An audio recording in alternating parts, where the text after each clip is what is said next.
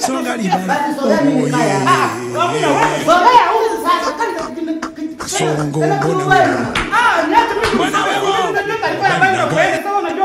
okay, basi tuachane na hayo jamani. Haya ni studio, naomba mniache kama iko studio jamani. Guys, kama tunasoma taarifa ya habari, kitu gani tunachokera kwa wanawake? Yaani mimi kitu kinachonikera kwa wanawake. Yaani mwanamke anaomba namba ya simu, anakupa. Hapo kile approach. Yaani analeta mambo mengi ambayo anaelewi alikuwa namba ya nini? Sikia, alishakupa namba ya simu anakuambia mteke, na mteke ndio umekuwa nani? Kwa nini umetoa namba ya simu Nyamboto huko? Wakati unaomba namba ya simu unatoa namba yako ya simu, alafu baadaye wanakuwa approach, unasema kwamba mteke. Ndio nini sasa?